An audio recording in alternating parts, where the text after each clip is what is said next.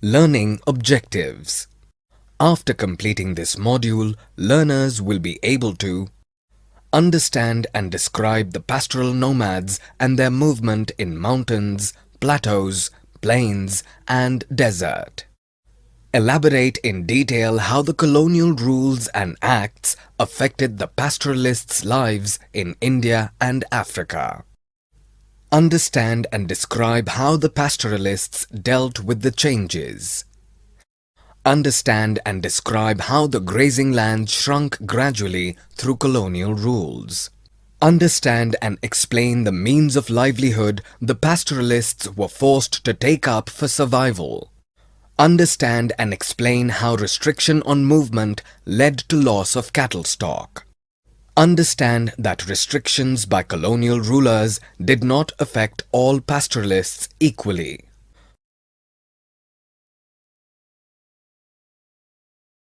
Pastoral nomads and their movements. Nomads are people who do not live in one place but move from one area to another to earn their living. In the mountains, the Gujjar Bakarwalas of Kashmir herd goats and sheep. In 19th century, they settled in Jammu and Kashmir as the region provided good pastures for their herd. They make a cyclical movement between summer and winter grazing grounds. In winters, when the mountains are snow-covered, they move to the low hills of Shivalik. The dry scrub forests serve as ideal pasture land for their animals. By April end, with the onset of summer, the snow melts and lush green vegetation grows on the mountains. This is when they begin their northward journey to the mountains. A number of nomad families make this journey together in a group called the Kafila. The Gaddi shepherds of Himachal Pradesh too move to the low Shivalik hills to graze their animals in the scrub forests in winters. By April, they move back to Lahul and Spiti in the north. In winters, the Gujjar herders of Garhwal and Kumaon region move down to the dry forests of Bhabar. When summer begins, they move back to the meadows called Bugyals in the higher mountains. Bhotias, Sherpas, and Kinnoris, pastoral communities of the Himalayas too, follow a similar cyclical pattern based on seasons.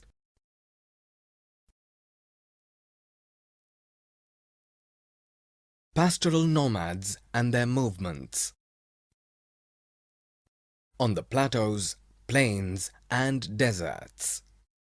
Pastoralists are also found in the plateaus, plains, and deserts of India. The Dhangar pastoral community of Maharashtra stays on the central plateau during the monsoons as it becomes an ideal grazing ground during this time. By October, they move towards Konkan, where they manure farms and get rice in return. With the arrival of monsoon, they head back to the dry plateau region.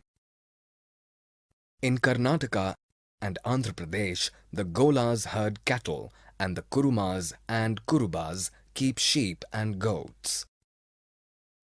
The seasonal cycle of these nomads depends on the dry and monsoon season, not cold and snow, unlike the mountain pastoralists. The Banjaras of Uttar Pradesh, Punjab, Rajasthan, Madhya Pradesh, and Maharashtra travel long distances in search of pasture lands for their cattle. The Raikas of Rajasthan have combined cultivation with pastoralism. During monsoons, the Raikas of Barmer, Jaisalmer, Jodhpur, and Bikaner stay in their home villages where sufficient pasture is available. The grazing grounds get exhausted by October. This is when they leave their villages in search of pastures and water. they return to their villages in the next monsoon season. The duration of the stay of these pastoral groups in any area depends on the availability of pasture and water. While wandering, they establish relationship with farmers for mutual benefit. The pastoralists must have a good knowledge of geography and meteorology to plan their movement. Colonial rule and pastoral life. How did these changes affect the lives of pastoralists? Under colonial rule, the life of pastoralists became more difficult. Considering the grazing lands to be wasteland, the colonial rulers brought more and more grazing land under cultivation. It let them extract land revenue and cultivate crops like jute, cotton, and wheat, which were in great demand in Britain. Colonial rulers imposed tax on salt, trade goods, and the use of land and water. The Criminal Tribes Act of 1871 declared all nomads as criminal tribes. The seasonal pastoral movement allowed grazing grounds enough time for natural restoration. But due to restrictions on movement, the same grazing ground was used continuously, resulting in a decline in its quality. It created a shortage of forage. As a result, animals died in large numbers. How did the pastoralists cope with these changes? The pastoralists dealt with these changes in various ways. Some discovered new pasturelands and some, due to lack of enough pasturelands, reduced the number of cattle. After partition in 1947, the Raikas could not move into Sindh. So, they migrated to Haryana in search of new pastures. Richer pastoralists bought land and settled as cultivators. Many even settled as traders. Pastoralism in Africa. More than half of world's pastoral population lives in Africa. Some of these pastoral communities are the Bedouins, Berbers, Maasai, Somali, Baran, and Turkana. Where have the grazing lands gone? Before colonialism, the Maasais lived mostly in East Africa. In 1885, territorial scramble amongst European colonizers resulted in the division of Maasai land into British Kenya and German Tanganyika through an international boundary. The best grazing lands were taken away for white settlement. Losing 60% of their grazing land, the Maasais got confined to a small arid area with scanty rainfall. The colonizers encouraged conversion of grazing lands into cultivated fields. Grazing lands were also turned into game reserves.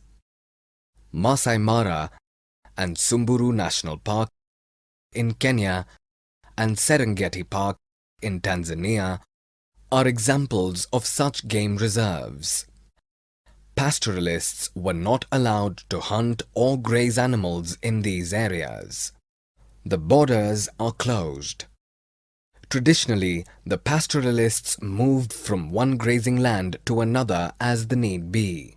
But in the 19th century, the colonizers imposed severer restrictions on the pastoralists. They were now confined to special reserves. They could not move beyond it.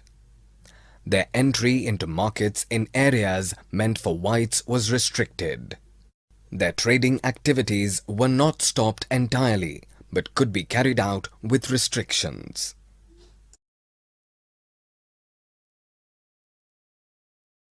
When pastures dry. Nomadism is a way of life that allows the pastoralists to survive bad times like drought and avoid crises. But the colonial rulers restricted their movement to specific areas. The Maasais were bound to an arid area which received very little rainfall. Since they were not permitted to move to greener pastures, their cattle starved to death.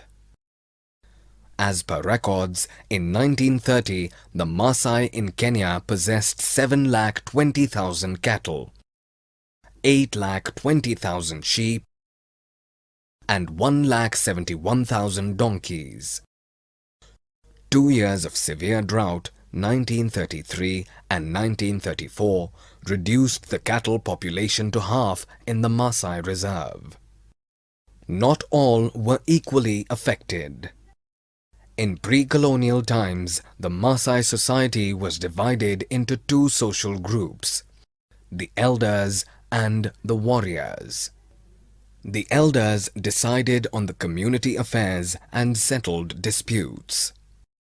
Warriors were young tribe members who defended their society and also conducted cattle raids. The British appointed chiefs to administer the affairs of the tribe. They also imposed restrictions on raids and warfare. These measures eroded the authority of both the elders as well as the warriors. The newly appointed chiefs were wealthy people with pastoral and non-pastoral income. They lived a settled life. Occasionally, they would lend money to poor pastorals. The poor ones were forced to look for odd jobs in towns to survive. The traditional difference between the elders and warriors was disturbed. A marked difference between the rich and poor could be noticed.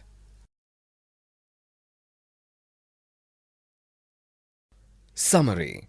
Let us summarize what we have learned. Nomads are people who do not live in one place but move from one area to another to earn their living. Nomads are found everywhere: mountains, plateaus, plains, as well as deserts. In India, the pastoralists include Gujjar Bakarwalas, Kashmir; Gaddi, Himachal Pradesh; Dhangars, Maharashtra; Golas, Kurumas and Kurubas, Karnataka and Andhra Pradesh; Banjaras, Uttar Pradesh, Punjab, Rajasthan, Madhya Pradesh and Maharashtra; Raikas, Rajasthan. Under colonial rule in India and Africa, the grazing grounds shrank and pastoralist movement was restricted to specific areas only. Any violation of this rule invited penalties or punishments. To deal with their newly cropped problems, some nomads turned into laborers, while those who could afford bought land and settled as cultivators. The Maasai tribe lost 60% of their grazing land to European colonizers.